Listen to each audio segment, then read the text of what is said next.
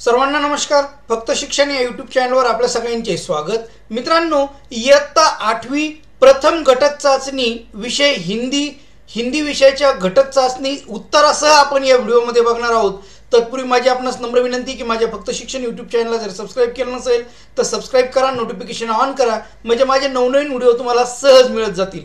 चला तर बघूया आपण 8वीची हिंदीची प्रथम घटक चाचणी. वेळ आहे 1 तास, एकूण अंक म्हणजे गुण आहेत 20.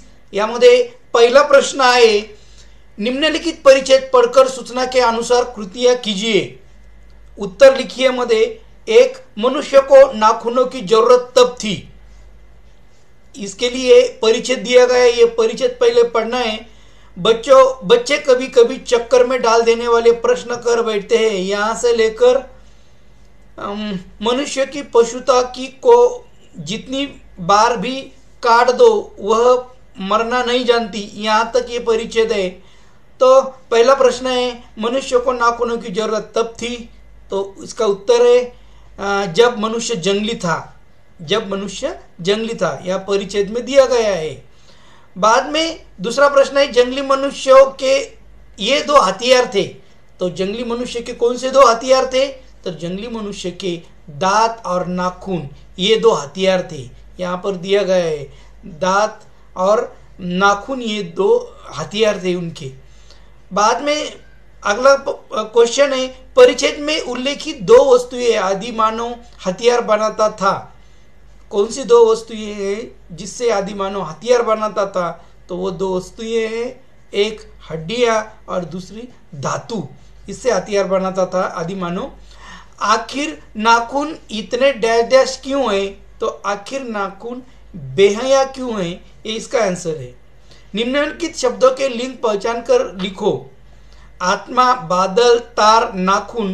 तो आंसर ऐसा है, पुल्लिंगी बादल और नाखून, स्त्रीलिंगी आत्मा और तार. नाखून काटना एक अच्छी आदत, इस पर अपने विचार लिखिए. सो मत लिखना है, अपने विचार लिखने हैं. आप जो भी लिखिए बराबर होगा वो. जी हाँ, नाखून काटने से तनाव कम होता है. दरअसल नाखून बड़े रखने से आपके शरीर में ऊर्जा का संचार ठीक तरह से नहीं हो पाता है. इस कारण आपको तनाव महसूस होने लगता है. इसलिए नाखून काटना बेहद आवश्यक है. आप अपने मन से भी यहाँ पर लिख सकते हैं. नमूना दिया गया है यहाँ पर.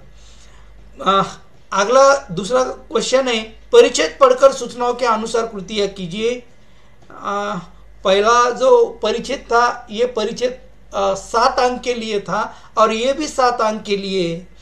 यहाँ पर जो परिच्छेद दिया गया है दूसरा, ये परिच्छेद ये राजा ने अब चौथी और सबसे छोटी राजकुमारी से पूछा, यहाँ से इस 100 दानों के लिए तुम मुझे कहाँ कहाँ के चक्कर लगाओगी.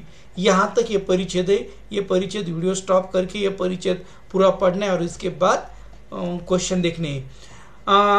पहला क्वेश्चन है इसमें, चौथी राजकुमारी के दानों के बोने का परिणाम.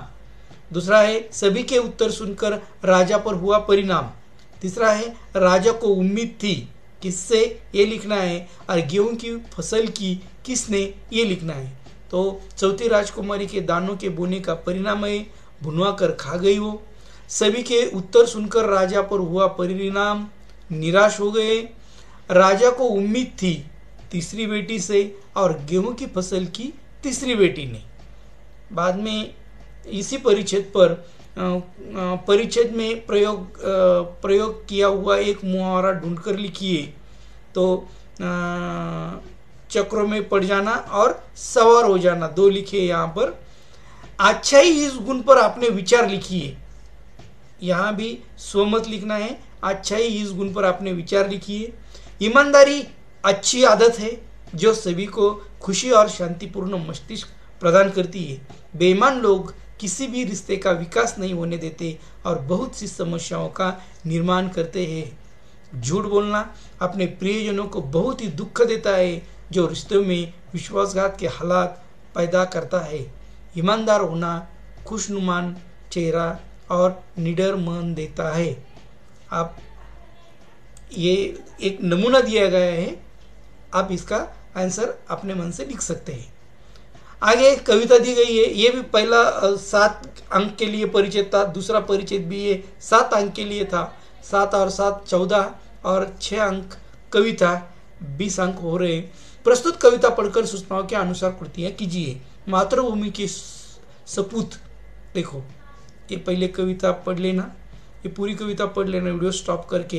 हे मातृभूमि तेरे चरणों में शीश नवाऊं, यहाँ से पूरी कविता है। मन और देह तुम पर बलिदान में जाऊं, यहाँ तक। तो मातृभूमि के सपूत श्री राम और श्री कृष्ण, इनको कहा है कवि ने कविता में। कवि मातृभूमि को अर्पण करना चाहता है। क्या अर्पण करना चाहता है? तो कवि मातृभूमि को अपना मन और अपना देह अर्पण करना चाहता है। आगे, विकास की ओर बढ़ता हुआ भारत देश से संबंधित महत्वपूर्ण कार्य की सूची बनाइए। अर्थात ये भी क्या है? अपना स्वमत है। तो विकास की ओर बढ़ता हुआ भारत देश, इससे संबंधित महत्वपूर्ण कार्य की सूची बनाते समय ऐसी बना सकते हैं। ग्रामीण विकास, गांव में बिजली तथा सड़कों का निर्माण हो रहा है। शिक्षा के क्षेत्र में प्रगति, अनिवार्य शिक्षा की गई है। विज्ञान और तकनीकी में विकास हो रहा है। अर्थव्यवस्था में सुधार और रोजगार में वृद्धि हो रही है। इस तरह से हम ये हिंदी 8वीं पहली घटक चाशनी लिख सकते हैं। फिर मिलेंगे, तब तक धन्यवाद।